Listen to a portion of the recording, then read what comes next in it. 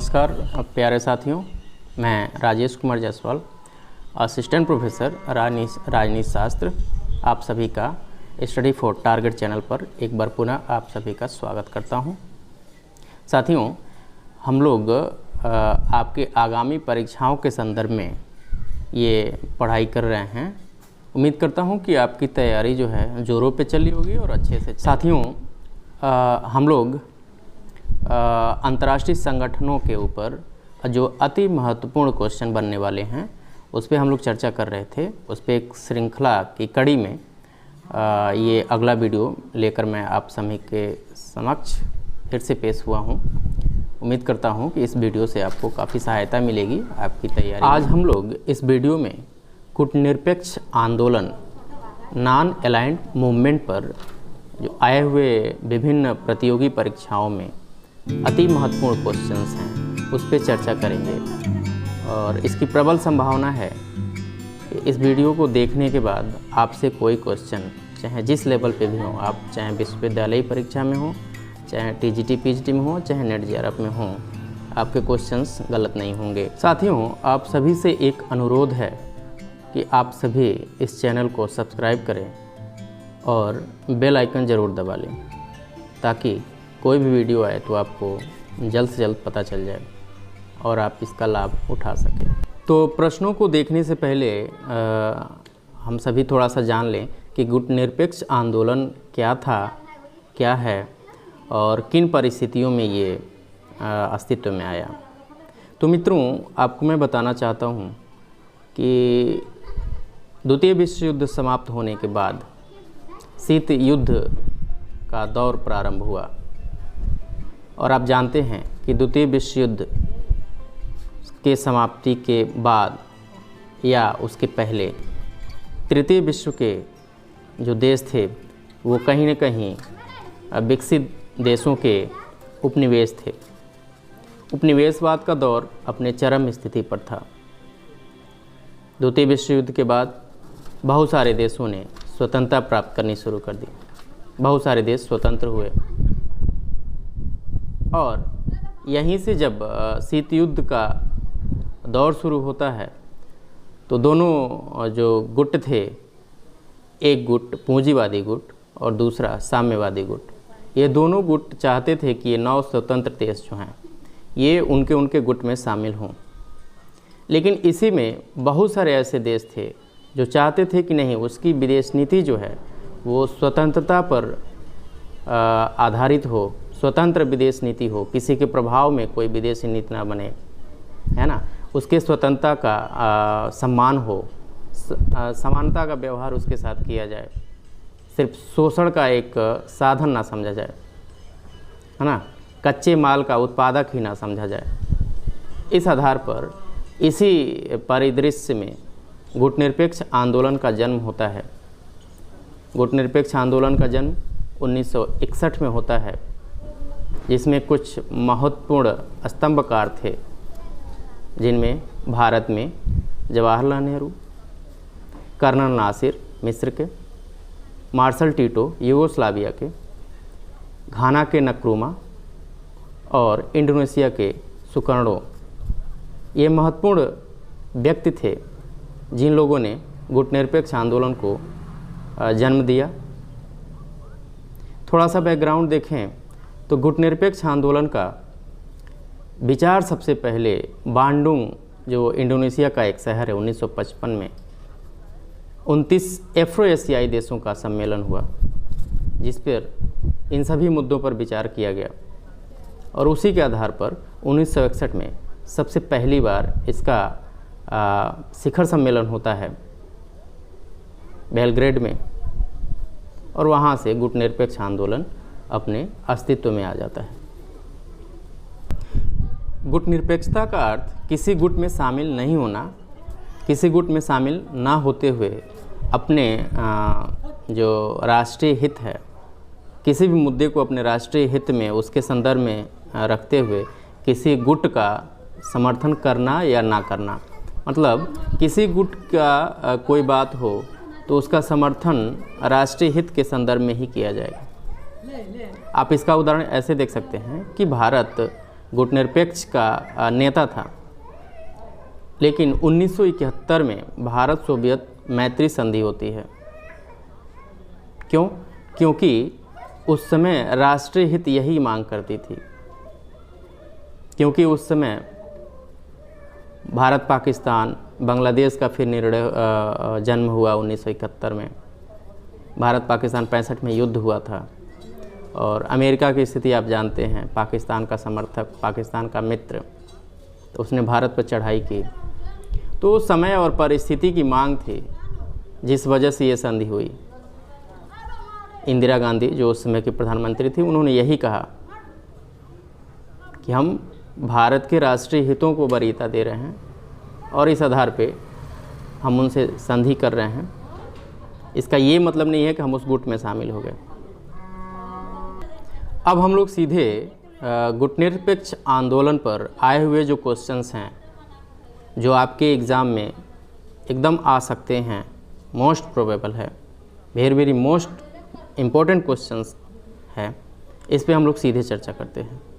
तो इस क्रम में सबसे पहले क्वेश्चन आता है कि निम्नलिखित में से किसका संबंध गुटनिरपेक्ष आंदोलन से नहीं था? किसका संबंध गुटनिरपेक्ष आंदोलन से नहीं था? ऑप्शन है Jawaharlal Nehru, colonel Nasser, Winston Churchill और मार्शल टीटो। तो आपका सही जवाब क्या होगा, आप हमें कमेंट बॉक्स में बताएं। इसका सही जवाब है विंस्टन चर्चिल। आपको बताना चाहता हूं कि इस पर कई सारे क्वेश्चन बने हैं, नाम बदल बदल के विकल्प डाले गए हैं। तो आपका एक लॉजिक ये होना चाहिए कि जो प्रथम दुनिया अर्थात विकसित राष्ट्र थे वो इसके विरोधी थे और वही इसके सदस्य नहीं हो सकते। इसलिए विंस्टन चर्चिल उस समय का ब्रिटेन का प्रधानमंत्री था, तो वो इसका समर्थन कैसे करेगा? इसी तरह फ्रांस, इटली, अमेरिका, इन सब देशों का अगर किसी व्यक्ति का नाम लिखा हो तो आप जानिएगा कि वो इसका सदस्य। तो उम्मीद करते हैं कि संस्थापकों पर अगर क्वेश्चन आए तो आप सही कर लेंगे। एक क्वेश्चन है, गुटनिरपेक्ष वैदेशिक नीति का प्रतिपादन किसने किया था? भारत के संदर्भ में है। आपके विकल्प हैं जवाहरलाल नेहरू, मोरारजी देसाई, अटल बिहारी वाजपेयी और लाल बहादुर शास्त्री। अब आपको पता चल गया होगा कि किसने किया था। इस पर बहुत कहने सुनने की ज़रूरत नहीं है। इस पर अगला क्वेश्चन है, गुटनिरपेक्ष देशों का पहला शिखर सम्मेलन कहाँ हुआ था? आपको पता ही है, काहिरा में, हरारे में, बेलग्रेड में और न्यू दिल्ली में। तो कहाँ हुआ था? आप बॉक्स में लिख के बताएंगे। मैं आपको बता दूं कि पहला इसका शिखर सम्मेलन 1961 में बेलग्रेड में हुआ था।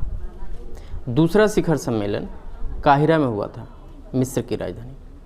हम लोग आगे ऐसे क्वेश्चन पे और भी बने हैं ऐसे क्वेश्चन, तो आगे हम लोग इसी क्रम में एक क्वेश्चन है कि भारत में पहली बार गुटनिरपेक्ष देशों का सम्मेलन कब हुआ? भारत में।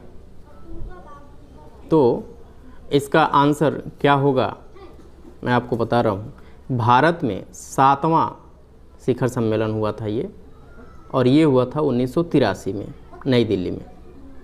तो इसका ये आंसर है। सीधे क्वेश्चन आया हुआ है, आप देखिएगा। सम्मेलन पे बहुत सारे क्वेश्चन बने हुए हैं। आपको सम्मेलन जो पहला था 1961 और जो अंतिम हुआ है 18वां, जो अजरबैजान के बाकू में हुआ है, बाकू एक शहर है अजरबैजान का, वहाँ हुआ है। तो आप वहाँ से लेके यहाँ तक का एक लिस्ट बना लीजिए और उस लिस्ट के आधार पे जैसे आपसे क्वेश्चन पूछे, चाहे पहला पूछे, भारत में पूछे और चाहे क्रम में पूछे। अब देखिए सम्मेलनों पे थोड़ा सा स्तरीय क्वेश्चन आपको मिल रहा है। ये क्वेश्चन है, गुटनिरपेक्ष शिखर सम्मेलन क्रमशः निम्न नगरों में आयोजित हुए थे। आपको 4 विकल्प दिए गए हैं। ए लुसाका 1970, अल्जीरियस 1973, बी नई दिल्ली 1970, लुसाका 1976, सी अल्जीरियस 1970 और नई दिल्ली 1976, लुसाका डी लुसाका 1962, अल्जीरियस 1965। ये आपके 4 विकल्प हैं। इनमें से सही कौन सा है ये आपको बताना है। तो इनमें से पहला विकल्प लुसाका 1970 और अल्जीरियस 1973, ये वाला सही होगा। मैं आपको एक लिस्ट बताता हूँ, उस लिस्ट को ज़रूर ध्यान में रखिएगा। और इसको ध्यान में रखेंगे तो ना सिर्फ छोटे एग्ज़ाम बल्कि बड़े से बड़े एग्ज़ाम में भी आप उसको क्रैक कर सकते हैं। आप चाहें तो नोट कर सकते हैं। शिखर सम्मेलन कब कब हुए हैं, कहाँ कहाँ हुए हैं, मैं आपको बताता हूँ। पहला शिखर सम्मेलन बेलग्रेड में हुआ था 1961 में। दूसरा शिखर सम्मेलन काहिरा में हुआ था 1964 में। तीसरा लुसाका जो जाम्बिया की राजधानी है वहाँ हुआ था 1970 में। चौथा शिखर सम्मेलन अल्जीरियस में हुआ था 1973 में। पांचवा कोलंबो में हुआ था 1976 में। और भारत में पहली बार और गुटनिरपेक्ष आंदोलन का 7वां शिखर सम्मेलन नई दिल्ली में 1983 में हुआ था। और बीच का याद करने की आपको ज़रूरत नहीं है, सीधे जो लेटेस्ट आपका शिखर सम्मेलन है वो है 18वां बाकू अजरबैजान देश की राजधानी है, वहाँ हुआ था 2019 में। और अभी पेंडेमिक के काल में 2020 में ही एक ऑनलाइन समिट हुआ है। ऑनलाइन का कोई जगह नहीं होता है। हमारे देश के प्रधानमंत्री नरेंद्र मोदी जी ने उसमें प्रतिभाग किया था। गुटनिरपेक्ष देशों की सदस्य संख्या टोटल इस समय 120 है, जो इसके महत्व को दर्शाता है। गुटनिरपेक्ष आंदोलन का जन्म भी ध्रुवीय कंडीशन में हुआ था।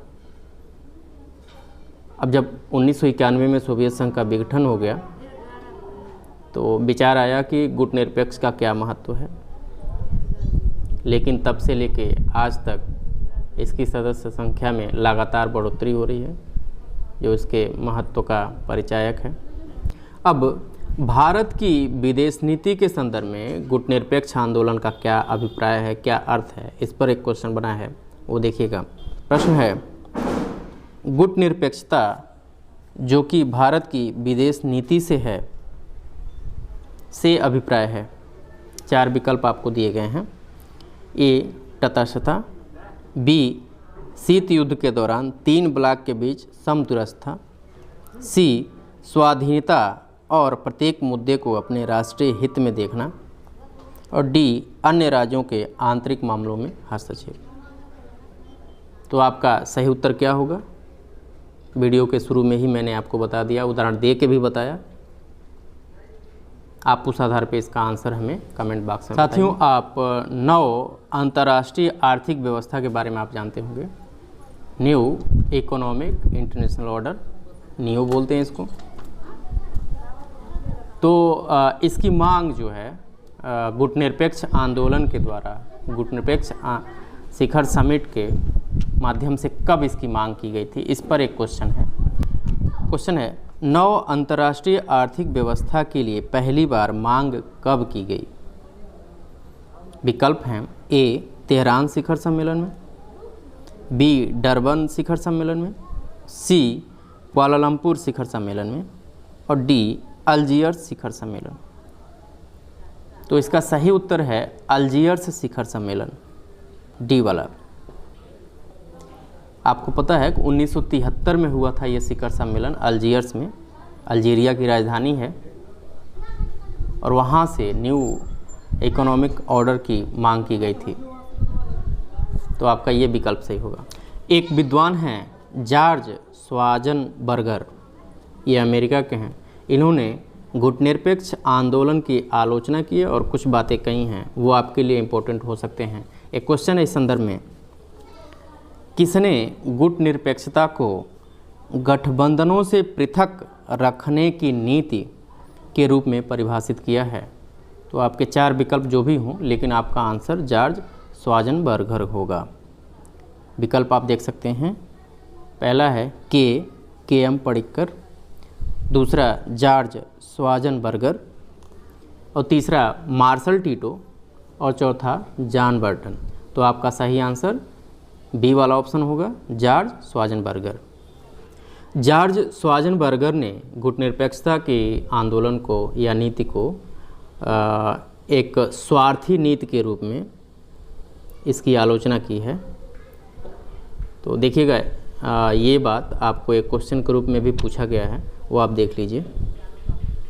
किसने गुटनिरपेक्षता की एक स्वार्थी नीति के रूप में आलोचना की थी? ऑप्शन है ए मॉर्गेनथाउ, बी विलियम जॉन स्टोन, सी श्वार्ज़ेनेगर और डी एडवर्ड क्रैंकशॉ। तो आपका सही उत्तर सी वाला श्वार्ज़ेनेगर होगा। हमने वीडियो में पहले ही बताया कि गुटनिरपेक्ष आंदोलन की विभिन्न जो शिखर सम्मेलन हुए हैं, कब और कहाँ हुए हैं, उस पर एक क्वेश्चन है, सुमेलित करने के लिए दिया गया है। वो आप क्वेश्चन देख लीजिए। सूची 1 को सूची 2 से मिलाना है। तो इसमें एक तरफ है दूसरा गुटनिरपेक्ष शिखर सम्मेलन, और बी में है तीसरा गुटनिरपेक्ष शिखर सम्मेलन, सी में है चौथा गुटनिरपेक्ष शिखर सम्मेलन, और डी 5वां शिखर सम्मेलन। और सूची 2 में एक साइड है कोलंबो पहला, दूसरा अल्जीयर्स, तीसरा लुसाका, चौथा काहिरा। इसको आपको मिलाना है कि सही आपका आंसर क्या होगा। मैं आपको क्वेश्चन भी ये डाल दूंगा उस पर। तो आप इसको अगर जानते हैं, उस लिस्ट से अगर आप तैयार किए हैं, तो आप ये क्वेश्चन चाहे जिस रूप में तो इस प्रकार ये कुछ अति महत्वपूर्ण क्वेश्चन थे जो आपके एग्ज़ाम में ज़्यादा संभावना है कि ज़रूर पूछा जा सकता है। तो आप इन सभी क्वेश्चन को आप अपने कॉपी में नोट कर लें, उसको तैयार कर लें। हम आगे भी और विभिन्न टॉपिक पे क्वेश्चन आपको देते रहेंगे। उम्मीद करते हैं कि ये वीडियो आपके तैयारी में काफ़ी सहायक सिद्ध होगा। एक गुजारिश आपसे ज़रूर है कि आप इसको ज़रूर सब्सक्राइब करें इस चैनल को, और बेल आइकन ज़रूर दबाएं। धन्यवाद। अगर आपने अभी तक हमारा चैनल सब्सक्राइब नहीं किया तो अभी सब्सक्राइब करें और बेल आइकॉन को क्लिक करके हमारी लेटेस्ट वीडियोस के बारे में अपडेट जानें।